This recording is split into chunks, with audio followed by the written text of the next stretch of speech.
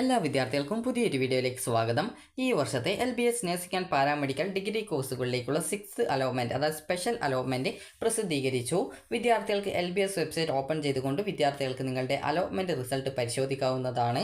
Allotment result പരിശോധിക്കുന്നതിനായിട്ട് വിദ്യാർത്ഥികൾക്ക് സൈഡിലായിട്ടുള്ള 3 ലൈൻസിൽ ക്ലിക്ക് ചെയ്ത് ലോഗിൻ ബട്ടൺ ക്ലിക്ക് ചെയ്തുകൊണ്ട് വിദ്യാർത്ഥികൾക്ക് നിങ്ങളുടെ ആപ്ലിക്കേഷൻ നമ്പർ നൽകി വെരിഫൈ ചെയ്യുകയും രജിസ്ട്രേഷൻ ഐഡിയും പാസ്വേഡ് നൽകി സൈൻ ഇൻ ചെയ്തുകൊണ്ട് വിദ്യാർത്ഥികൾക്ക് നിങ്ങളുടെ ഈ ഒരു ആപ്ലിക്കേഷൻ സ്റ്റാറ്റസ് പേജിലേക്ക് പോകാവുന്നതും ആ ഒരു പേജിൽ നിങ്ങൾക്ക് അലോട്ട്മെൻറ്റ് സ്റ്റാറ്റസ് എന്നുള്ള ഭാഗത്ത് അലോട്ട്മെൻറ്റ് കിട്ടിയിട്ടുണ്ടെങ്കിൽ അലോട്ടഡ് എന്നും അലോട്ട്മെൻറ്റ് കിട്ടിയിട്ടില്ലെങ്കിൽ നോ അലോട്ട്മെൻറ്റ് എന്നും കാണാൻ സാധിക്കുന്നതായിരിക്കും.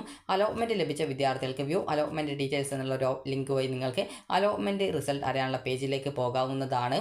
അതുപോലെ തന്നെ വിദ്യാർത്ഥികൾക്ക് അലോട്ട്മെൻറ്റ് ലഭിച്ചിട്ടുണ്ട് എങ്കിൽ വിദ്യാർത്ഥികൾക്ക് അവിടെ നിങ്ങൾക്ക് ഏത് കോളേജിൽ ഏത് കോഴ്സിൽ എത്രാമത്തെ അലോട്ട്മെൻറ്റിലാണ്, അതുപോലെ തന്നെ ഏത് കോട്ടയിലാണ്, അതുപോലെ ഏത് കോളേജിലാണ് അലോട്ട്മെൻറ്റ് കിട്ടിയിട്ടുള്ളത് എന്നിങ്ങനെയുള്ള ഡീറ്റെയിൽസുകൾ കാണാൻ സാധിക്കും. ആദ്യമായിട്ടാണ് നിങ്ങൾക്ക് അലോട്ട്മെൻറ്റ് ലഭിച്ചതെങ്കിൽ അവിടെ മേക്ക് പേയ്മെൻറ്റ് ഓപ്ഷൻ ഉണ്ടാവും. അതിൽ ക്ലിക്ക് ചെയ്തുകൊണ്ട് വിദ്യാർത്ഥികൾക്ക് 2 ഓപ്ഷനുകളാണ് ഉണ്ടാവുക. ആദ്യത്തെ ഓപ്ഷൻ വിദ്യാർത്ഥികൾക്ക് ഈ ഒരു ഓൺലൈൻ മോഡ് വഴി ഫീ പേയ്മെൻറ്റ് ചെയ്യാനുള്ളതായിരിക്കും. അതിൽ ക്ലിക്ക് ചെയ്തുകൊണ്ട് വിദ്യാർത്ഥികൾക്ക് നിങ്ങളുടെ ഫീ പേയ്മെൻറ്റ് നിങ്ങളുടെ ഡെബിറ്റ് കാർഡോ ക്രെഡിറ്റ് കാർഡോ നെറ്റ് ബാങ്കിങ്ങോ UPI ഇവയിൽ ഏതെങ്കിലും ഉപയോഗിച്ചുകൊണ്ട് നിങ്ങൾക്ക് ഫീ പേയ്മെൻറ്റ് നടത്താവുന്നതാണ്. അതുപോലെ തന്നെ വിദ്യാർത്ഥികൾക്ക് ഈ ഒരു ഓഫ്ലൈൻ മോഡാണ്, അതായത് ചലാൻ ഉപയോഗിച്ചുള്ള മോഡാണ് സെലക്ട് ചെയ്യുന്നതെങ്കിൽ നിങ്ങൾക്ക് അത് സെലക്ട് ചെയ്ത് പിന്നീടുള്ള അടുത്ത സ്റ്റെപ്പിൽ നിങ്ങൾക്ക് ചലാൻ ഡൗൺലോഡ് ചെയ്തെടുക്കാനുള്ള ഓപ്ഷൻ ഉണ്ടാവും. അപ്പോൾ ആ ഒരു ചലാൻ ഡൗൺലോഡ് ചെയ്ത് പ്രിൻ്റ് ഔട്ട് എടുത്ത ശേഷം തൊട്ടടുത്തുള്ള ഫെഡറൽ ബാങ്ക് ശാഖയിൽ പോയിക്കൊണ്ട് നിങ്ങൾക്ക് ഈ ഒരു ഫീ പേയ്മെൻറ്റ് ചെയ്യാവുന്നതാണ്. അപ്പോൾ ഇങ്ങനെ ഫീ പേയ്മെൻറ്റ് ചെയ്യുന്നതിനായിട്ട് വിദ്യാർത്ഥികൾക്ക് ഒക്ടോബർ 8-ാം തീയതി, അതായത് ഇന്നും നാളെയുമാണ്, അതായത് ഒക്ടോബർ 7 മുതൽ 8-ാം തീയതി വരെയാണ്. അതായത് ഒക്ടോബർ 8 എന്ന് പറയുന്നത് നാളെയാണ്. അപ്പോൾ നാളെ വൈകുന്നേരത്തിനുള്ളിലായിട്ട്, അതായത് വൈകുന്നേരം 3 മണിക്ക് മുമ്പായിട്ട് വിദ്യാർത്ഥികൾ ഫീ പേയ്മെൻറ്റ് ചെയ്തുകൊണ്ട് നിങ്ങളുടെ സീറ്റ് കൺഫേം ചെയ്യുകയും അതിനുശേഷം ഒക്ടോബർ 10-ാം തീയതി വൈകുന്നേരം 3 മണിക്ക് മുമ്പായിട്ട് അലോട്ട്മെൻറ്റ് മെമ്മോയും മറ്റ് ഡോക്യുമെൻറ്റ്സും സഹിതം പോയിട്ട് അഡ്മിഷൻ നേടുകയും ചെയ്യേണ്ടതാണ്. വിദ്യാർത്ഥികൾ ബാങ്ക് വഴിയാണ് ഫീ പേയ്മെൻറ്റ് ചെയ്യുന്നത്, ആ ചലാൻ ഉപയോഗിച്ചുകൊണ്ടാണ് ഫീ പേയ്മെൻറ്റ് ചെയ്യുന്നതെങ്കിൽ നിങ്ങൾക്ക് അത് തൊട്ടടുത്തുള്ള ഫെഡറൽ ബാങ്ക് ശാഖയിൽ പോയിക്കൊണ്ടാണ് ഈ ഫീ പേയ്മെൻറ്റ് നടത്തേണ്ടത്. അപ്പോൾ നിങ്ങൾ ഈ ഒരു ഫീ പേയ്മെൻറ്റ് ബാങ്ക് വഴിയാണ് ചെയ്യുന്നതെങ്കിൽ ഏകദേശം 24 മണിക്കൂറിന് ശേഷം മാത്രമായിരിക്കും നിങ്ങളുടെ ഫീ പേയ്മെൻറ്റ് ചെയ്തതിൻ്റെ ഡീറ്റെയിൽസുകൾ വെബ്സൈറ്റിൽ വരികയും അതുപോലെ തന്നെ നിങ്ങൾക്ക് അലോട്ട്മെൻറ്റ് മെമ്മോ ലഭ്യമാവുകയും ചെയ്യുകയുള്ളൂ. അതുകൊണ്ട് തന്നെ വിദ്യാർത്ഥികൾ ഓൺലൈൻ പേയ്മെൻറ്റ് ചെയ്യുന്നതായിരിക്കും കൂടുതൽ നല്ലത്. നിങ്ങൾക്ക് ഗവൺമെൻറ് കോളേജിൽ നഴ്സിംഗ് ആണ് കിട്ടുന്നതെങ്കിൽ 23,170 രൂപയായിരിക്കും ഫീസ് ഉണ്ടാവുക. അതുപോലെ തന്നെ നിങ്ങൾക്ക് ഈ ഒരു സെൽഫ് ഫിനാൻസ് കോളേജിലാണ് കിട്ടുന്നതെങ്കിൽ 25,000 രൂപയാണ് ഫീ പേയ്മെൻറ്റ് ഉണ്ടാവുക. മറ്റ് കോഴ്സുകൾ അനുസരിച്ച് ആ ഒരു ഫീസിൽ വ്യത്യാസം ഉണ്ടായിരിക്കുന്നതായിരിക്കും. ഗവൺമെൻറ് കോളേജ് ആണെങ്കിൽ നിങ്ങൾക്ക് MLT കോഴ്സിൽ 20,000 സംതിങ് രൂപയാണ് ഫീസ് വരുന്നത്. സെൽഫ് ഫിനാൻസ് ആണെങ്കിൽ 25,000 രൂപയാണ് ടോക്കൺ ഫീ പേയ്മെൻറ്റ് വരിക. ബാലൻസ് ഫീസ് സെൽഫ് ഫിനാൻസിൽ കിട്ടിയ വിദ്യാർത്ഥികൾ ബാലൻസ് ഫീസ് നിങ്ങൾ ഈ ഒരു അഡ്മിഷൻ സമയത്ത് അടക്കേണ്ടതായിട്ടുണ്ട്. അതുകൊണ്ട് തന്നെ അലോട്ട്മെൻറ്റ് ലഭിച്ച കോളേജിൽ വിദ്യാർത്ഥികൾ കൃത്യമായിട്ട് വിളിച്ച് ചോദിച്ച് എത്ര രൂപയാണ് അഡ്മിഷൻ സമയത്ത് അടക്കേണ്ടത് എന്നുള്ള കാര്യം കൃത്യമായിട്ട് ചോദിച്ച് മനസ്സിലാക്കേണ്ടതാണ്. വിദ്യാർത്ഥികൾ ശ്രദ്ധിക്കേണ്ടത് ഈ ഒരു അലോട്ട്മെൻറ്റ് ലഭിച്ച വിദ്യാർത്ഥികൾ ഒക്ടോബർ 10-ാം തീയതിക്കുള്ളിൽ പോയിട്ട് അഡ്മിഷൻ നേടാതിരിക്കുകയാണെങ്കിൽ ലഭിച്ച അലോട്ട്മെൻറ്റ് നഷ്ടപ്പെടുന്നതായിരിക്കും. അതായത് ഈ ഒരു അലോട്ട്മെൻറ്റ് ആദ്യമായി ലഭിച്ച വിദ്യാർത്ഥികൾ ടോക്കൺ ഫീ പേയ്മെൻറ്റ് ചെയ്യേണ്ടതാണ്. നേരത്തെ അലോട്ട്മെൻറ്റ് ലഭിക്കുകയും അതിനുശേഷം ഫീ പേയ്മെൻറ്റ് ചെയ്ത് ഏതെങ്കിലും കോളേജിൽ ജോയിൻ ചെയ്ത് NOC വാങ്ങിച്ച് ഈ ഒരു അലോട്ട്മെൻറ്റിൽ പങ്കെടുക്കുന്ന വിദ്യാർത്ഥികൾ ഈ ഒരു പുതുതായിട്ട് മറ്റൊരു കോളേജിലേക്ക് അലോട്ട്മെൻറ്റ് കിട്ടിയിട്ടുണ്ടെങ്കിൽ നിങ്ങൾ ആ ഒരു മുൻപ് അലോട്ട്മെൻറ്റ് ലഭിച്ച അഡ്മിഷൻ നേടിയ കോളേജിൽ നിന്നും നിങ്ങളുടെ ഡോക്യുമെൻറ്റ്സ് ഒക്കെ തിരികെ വാങ്ങിച്ച ശേഷം പുതുതായിട്ട് അലോട്ട്മെൻറ്റ് ലഭിച്ചത് ഏത് കോളേജിലാണോ ആ ഒരു കോളേജിൽ പോയിട്ട് വിദ്യാർത്ഥികൾ അഡ്മിഷൻ നേടേണ്ടതാണ്. വിദ്യാർത്ഥികൾ അലോട്ട്മെൻറ്റ് ലഭിച്ച് അഡ്മിഷൻ എടുക്കാതിരിക്കുകയാണെങ്കിൽ പിന്നീട് വരുന്ന അലോട്ട്മെൻറ്റുകളിൽ വിദ്യാർത്ഥികളെ പരിഗണിക്കുന്നത് ആയിരിക്കില്ല. ഇനി വിദ്യാർത്ഥികൾ ശ്രദ്ധിക്കേണ്ട പ്രധാനപ്പെട്ട കാര്യം, അലോട്ട്മെൻറ്റ് ലഭിക്കാത്ത വിദ്യാർത്ഥികൾ ഇനി വരുന്ന സ്പെഷ്യൽ സ്പോട്ട് അലോട്ട്മെൻറ്റുകളിൽ പങ്കെടുക്കുക. നിലവിൽ ഇപ്പോൾ അലോട്ട്മെൻറ്റ് ലഭിച്ച വിദ്യാർത്ഥികൾ ഒക്ടോബർ 10-ാം തീയതിക്കുള്ളിൽ പോയിട്ട് വൈകുന്നേരം 3 മണിക്ക് മുമ്പായിട്ട് പോയിട്ട് അഡ്മിഷൻ നേടാനും ശ്രദ്ധിക്കുക. അലോട്ട്മെൻറ്റ് മെമ്മോ നിങ്ങളുടെ അലോട്ട്മെൻറ്റ് സ്റ്റാറ്റസ് പേജിൽ, അതായത് നിങ്ങൾ അലോട്ട്മെൻറ്റ് പരിശോധിച്ച ആ ഒരു പേജിൽ വന്നിട്ടുണ്ടാകും. ആ ഒരു പേജിൽ നിന്നും നിങ്ങൾക്ക് നിങ്ങളുടെ അലോട്ട്മെൻറ്റ് ലഭിച്ച വിദ്യാർത്ഥികൾക്കുള്ള അലോട്ട്മെൻറ്റ് മെമ്മോ ഡൗൺലോഡ് ചെയ്ത് എടുക്കാവുന്നതാണ്. ഇനി വിദ്യാർത്ഥികൾക്ക് അഡ്മിഷൻ സമയത്ത് എന്തൊക്കെ ഡോക്യുമെൻ്റാണ് വേണ്ടത് എന്നുള്ള കാര്യം നോക്കാം. അതുപോലെ തന്നെ ഫീസിൻ്റെ കാര്യം കൂടി നമുക്ക് നോക്കാം. ഫീസ് എന്ന് പറയുന്നത് വിദ്യാർത്ഥികൾക്ക് ഈ ഒരു, അതായത് ഫീസ് വരുന്നത്, അപ്പോൾ വിദ്യാർത്ഥികൾക്ക് ഫീസ് ഇനത്തിൽ വരുന്നത് നിങ്ങൾക്ക് ഗവൺമെൻറ് കോളേജാണ് കിട്ടുന്നതെങ്കിൽ നിങ്ങൾ ടോക്കൺ ഫീ പേയ്മെൻ്റ് ആയിട്ട് അടച്ച ഫീസ് മാത്രമേ വേണ്ടൂ. വേറെ PTA ഫണ്ട്, അതുപോലെ തന്നെ നിങ്ങൾക്ക് വരുന്ന ബുക്ക്, യൂണിഫോം, അതുപോലെ തന്നെ ഹോസ്റ്റൽ, ഇതുപോലുള്ള എക്സ്ട്രാ ഫീസുകളാണ് പിന്നീട് വരുന്നത്. ഇത് ഇനി നിങ്ങൾക്ക് സെൽഫ് ഫിനാൻസ് കോളേജിലാണ് നിങ്ങൾക്ക് കിട്ടുന്നതെങ്കിൽ നിങ്ങൾ ഓൾറെഡി 25,000 രൂപ ടോക്കൺ ഫീ പേയ്മെൻ്റ് ആയിട്ട് ഓൺലൈൻ വഴിയോ അല്ലെങ്കിൽ ചലാൻ ഉപയോഗിച്ചുകൊണ്ടോ നിങ്ങൾ അടച്ചിട്ടുണ്ടാവും. അപ്പോൾ അങ്ങനെ അടച്ചതിന് ശേഷം ബാക്കി വരുന്ന ഫീസ് എന്ന് പറയുന്നത് ഏകദേശം 81,000 സംതിങ് രൂപയാണ്. അപ്പോൾ 81,000 ഏകദേശം, അതായത് 81,000 ജസ്റ്റ് നമുക്ക് നോക്കാം. 81,000 പ്ലസ് അതുപോലെ തന്നെ ഇതിനോടൊപ്പം 10,000 രൂപ ക്വസ്റ്റൻ ഡെപ്പോസിറ്റ്, അതിനോടൊപ്പം നിങ്ങൾക്ക് ഹോസ്റ്റൽ ഫീസ്, അതായത് ചില കോളേജിൽ ഹോസ്റ്റൽ ഫീസ് അഡ്മിഷൻ സമയത്ത് തന്നെ 1 വർഷത്തെ ഫീസ് മുഴുവനായിട്ട് വാങ്ങിക്കാറുണ്ട്. അത് ഏകദേശം ഒരു 82,000 രൂപ വരും. അതായത് ഒരു മാസം 7,000 വെച്ചിട്ടാണ് ചില കോളേജ് വാങ്ങിക്കാറുള്ളത്. ഓരോ ഓരോ കോളേജ് അനുസരിച്ചും ഈ ഒരു ഫീസിൽ വ്യത്യാസം ഉണ്ടാകും. ചില കോളേജ് അഡ്മിഷൻ എടുത്ത ശേഷം പിന്നീട് ഈ ഒരു ഹോസ്റ്റൽ ഫീ നൽകിയാൽ മതിയെന്ന് പറയാറുണ്ട്. അപ്പോൾ അതുകൊണ്ട് തന്നെ നിങ്ങൾ കൃത്യമായിട്ട് നിങ്ങൾക്ക് അലോട്ട്മെൻറ്റ് ലഭിച്ച കോളേജിൽ കൃത്യമായിട്ട് വിളിച്ച് ചോദിക്കുക. അതുപോലെ NRI കോട്ടയിലാണ് അലോട്ട്മെൻറ്റ് ലഭിച്ചതെങ്കിൽ നിങ്ങൾക്ക് ഏകദേശം 1,50,000 രൂപയാണ് ട്യൂഷൻ ഫീസ് ഇനത്തിൽ വരുന്നത്. അപ്പോൾ ആ ഒരു ഫീസും അതിനോടൊപ്പം നിങ്ങൾക്ക് ഹോസ്റ്റൽ ഫീസ്, കോഷൻ ഡെപ്പോസിറ്റ്, ഇതുപോലുള്ള PTF ഫണ്ട്, അതുപോലെ യൂണിഫോം, ബുക്ക്, ഇതുപോലുള്ള എക്സ്ട്രാ ഫീസുകളും വരും. അതുകൊണ്ട് തന്നെ വിദ്യാർത്ഥികൾ അലോട്ട്മെൻറ്റ് ലഭിച്ച കോളേജിൽ കൃത്യമായിട്ട് വിളിച്ച് ചോദിച്ച് ആ ഒരു കാര്യത്തിൽ ഉറപ്പുവരുത്തേണ്ടതാണ്. എത്ര രൂപയാണ് ഫീസ് അടയ്ക്കേണ്ടത് എന്നുള്ളത് വിദ്യാർത്ഥികൾ കൃത്യമായിട്ട് ചോദിച്ച് മനസ്സിലാക്കുക. ഇനി വിദ്യാർത്ഥികൾ അഡ്മിഷനായിട്ട് വേണ്ട ഡോക്യുമെൻസിനെ കുറിച്ച് ചോദിച്ചിട്ടുണ്ടായിരുന്നു. ആദ്യം തന്നെ നമുക്ക് NRI കോട്ടയിലേക്ക് വേണ്ട ഡോക്യുമെൻറ്റ്സ് നോക്കാം. അതിനുശേഷം നമുക്ക് കോമൺ ആയിട്ട്, അതായത് NRI കോട്ടയിൽ അലോട്ട്മെൻറ്റ് ലഭിച്ച വിദ്യാർത്ഥികൾക്കും മറ്റുള്ള വിദ്യാർത്ഥികൾക്കും അഡ്മിഷനായിട്ട് വേണ്ട ഡോക്യുമെൻറ്റ്സിൻ്റെ കാര്യങ്ങൾ നോക്കാം.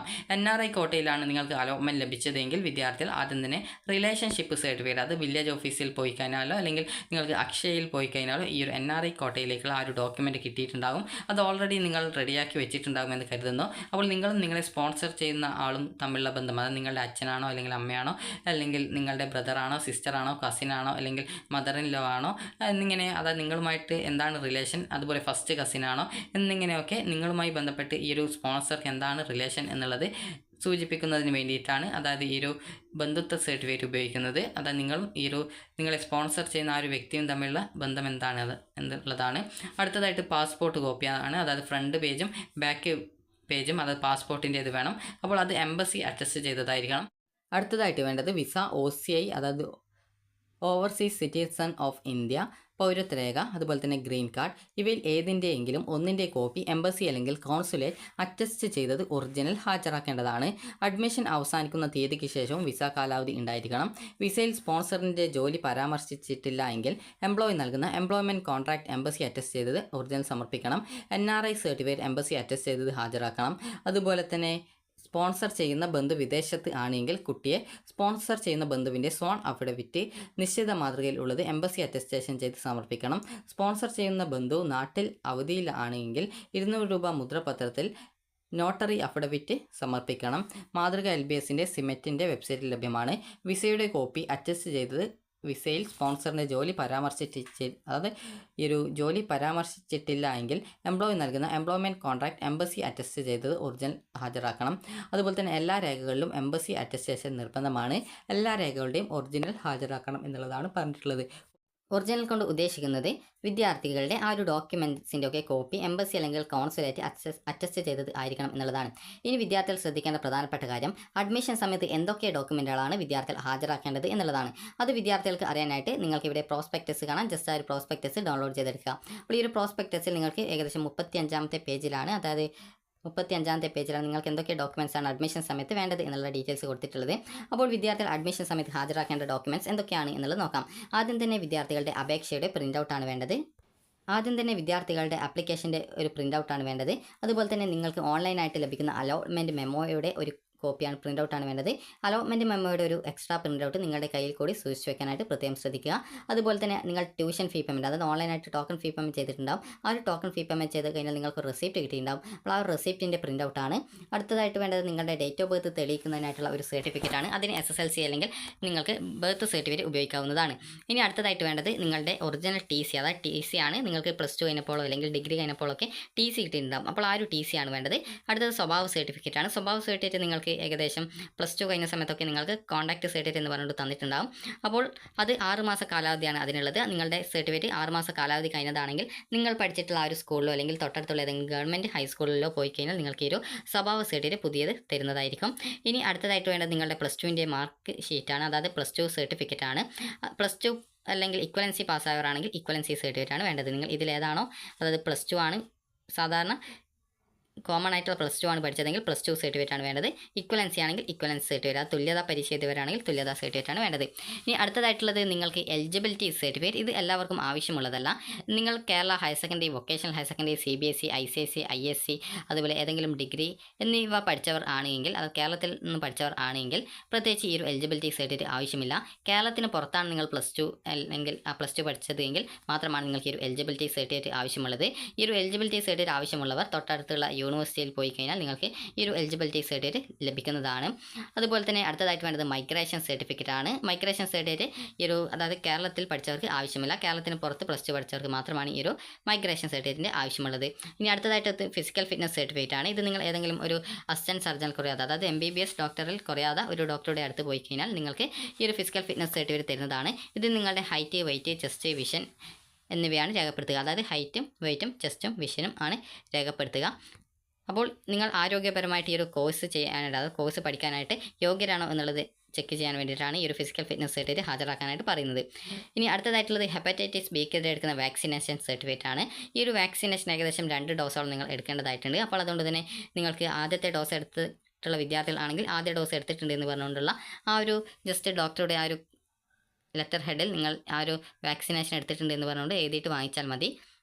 കാരണം 2 ഡോസും ഒരുമിച്ച് എടുക്കാൻ പറ്റില്ല. അതിന് കൃത്യമായിട്ടുള്ള ഇടവേളയ്ക്ക് ശേഷം മാത്രമാണ് ഈ ഒരു വാക്സിനേഷൻ്റെ 2 ഡോസുകൾ എടുക്കുന്നത്. അപ്പോൾ അതുകൊണ്ട് തന്നെ വിദ്യാർത്ഥികൾ ആ ഒരു ജസ്റ്റ് നിങ്ങൾക്ക് ആ ഒരു നിങ്ങൾ ഫിസിക്കൽ ഫിറ്റ്നസ് സർട്ടിഫിക്കറ്റ് വാങ്ങിക്കാനായിട്ട് പോകുന്ന സമയത്ത് അതിലോ അല്ലെങ്കിൽ നിങ്ങൾ ഡോക്ടറുടെ ലെറ്റർ ഹെഡിലോ നിങ്ങൾ ആ ഒരു വാക്സിനേഷൻ എടുത്തിട്ടുണ്ട് എന്ന് പറഞ്ഞുകൊണ്ട് എഴുതി വാങ്ങിച്ചാൽ മതി. വാക്സിനേഷൻ ലഭ്യമല്ല എന്നാണെങ്കിൽ ജസ്റ്റ് നിങ്ങൾ കോളേജുമായിട്ട് കോൺടാക്ട് ചെയ്യുക. കാരണം ചില കോളേജ് മുഖാന്തരം ഈ ഒരു വാക്സിനേഷൻ എടുക്കാനുള്ള സൗകര്യം ലഭ്യമാക്കാറുണ്ട്. അടുത്തതായിട്ട് ഇൻകം സർട്ടിഫിക്കറ്റ് ആണ്. അതായത് നിങ്ങൾക്ക് ഫീസ് ആനുകൂല്യമുള്ള വിദ്യാർത്ഥികൾ ഇൻകം സർട്ടിഫിക്കറ്റ് ഹാജരാക്കേണ്ടതാണ്. അടുത്തതായിട്ട് വേണ്ടത് വിദ്യാർത്ഥികൾക്ക് ഈ ഒരു നിങ്ങളോട് എന്തെങ്കിലും ഡോക്യുമെൻറ്റുകൾ നിങ്ങൾ അഡ്മിഷൻ സമയത്ത് കോളേജിൽ ഹാജരാക്കണമെന്ന് പറഞ്ഞിട്ടുണ്ടെങ്കിൽ ആ ഒരു ഡോക്യുമെൻ്റ് കൂടി നിങ്ങൾ കൊണ്ടുപോവേണ്ടതാണ്. അടുത്തതായിട്ട് വേണ്ടത് ആൻറ്റി റാഗിംഗ് സർട്ടിഫിക്കറ്റ് ആണ്. ഇതെല്ലാം അതായത് ആൻറ്റി റാഗിംഗ് സർട്ടിഫിക്കറ്റ് അതിൻ്റെ ഫോമാറ്റ് ഈ ഒരു വെബ്സൈറ്റല്ല ഈ ഒരു പ്രോസ്പെക്ടസിൽ കൊടുത്തിട്ടുണ്ട്. ജസ്റ്റ് ഏകദേശം 70ാമത്തെ പേജാണെന്നാണ് തോന്നുന്നത്. ജസ്റ്റ് നിങ്ങൾ ആ ഒരു പേജ് നോക്കുക. അപ്പോൾ ഈ ഒരു ഇതിൽ തന്നെ അതിൻ്റെ മാതൃക കൊടുത്തിട്ടുണ്ട്. അത് ജസ്റ്റ് നിങ്ങൾ ഒരു A4 സൈസ് ഷീറ്റിൽ പ്രിൻ്റ് ഔട്ട് എടുത്ത ശേഷം നിങ്ങളത് ഫില്ല് ചെയ്ത് കൊടുത്താൽ മതി. അതെല്ലാ കോളേജും പ്രത്യേകിച്ച് ആ ഒരു അതായത് ആൻറ്റി റാഗിംഗ് സർട്ടിഫിക്കറ്റ് വേണമെന്ന് പറയാറില്ല. ഇനി അടുത്തതായിട്ട് വേണ്ടത് നിങ്ങൾ SC BC അതുപോലെ OBC വിദ്യാർത്ഥികളാണെങ്കിൽ non criminal certificate, SC ST വിദ്യാർത്ഥികളാണെങ്കിൽ കമ്മ്യൂണിറ്റി സർട്ടിഫിക്കറ്റ്, EWS വിഭാഗം വിദ്യാർത്ഥികളാണെങ്കിൽ EWS സർട്ടിഫിക്കറ്റ് എന്നിങ്ങനെയുള്ള സർട്ടിഫിക്കറ്റുകളാണ് വേണ്ടത്. അത് നിങ്ങളുടെ കാസ്റ്റ് തെളിയിക്കാനും അതുപോലെ തന്നെ നിങ്ങൾക്ക് റിസർവേഷൻ ഉണ്ടെങ്കിൽ ആ ഒരു റിസർവേഷൻ തെളിയിക്കുന്നതിന് വേണ്ടിയിട്ടുമാണ്. അതുപോലെ തന്നെ വിദ്യാർത്ഥികൾക്ക് നാറ്റിവിറ്റി സർട്ടിഫിക്കറ്റ് അത് നിങ്ങൾ കേരളത്തിലുള്ളവരാണ് അതായത് ഇന്ത്യക്കാരാണെന്ന് തെളിയിക്കാൻ വേണ്ടിയുള്ള ഡോക്യുമെൻ്റാണ്. അപ്പോൾ അതായത് കേരളയിട്ടാണെന്ന് തെളിയിക്കാൻ വേണ്ടിയിട്ടാണ്. അപ്പോൾ ജസ്റ്റ് നിങ്ങൾക്ക് അതിനായിട്ട് നിങ്ങൾക്ക് നിങ്ങളുടെ SSLC സർട്ടിഫിക്കറ്റിൽ നിങ്ങൾ ജനിച്ചത് കേരളത്തിലാണ് എന്നുള്ളതുണ്ട് എങ്കിൽ അതായത് കേരളത്തിലെ പ്ലേസ് ആണ് നിങ്ങൾ ജനിച്ച പ്ലേസായിട്ട് രേഖപ്പെടുത്തിയുള്ളതെങ്കിൽ നിങ്ങൾക്ക് ആ ഒരു SSLC സർട്ടിഫിക്കറ്റ് ഉപയോഗപ്പെടുത്താം. അതല്ല നിങ്ങൾക്ക് അതിൽ ഇല്ല എന്നാണെങ്കിൽ നിങ്ങൾ ജസ്റ്റ് നിങ്ങൾ നാറ്റിവിറ്റി സർട്ടിഫിക്കറ്റ് ഹാജരാക്കിയാൽ മതിയാകും. അപ്പോൾ ഇത്രയുമാണ് വിദ്യാർത്ഥികൾക്ക് ഈ ഒരു അഡ്മിഷനായിട്ട് വേണ്ടത്.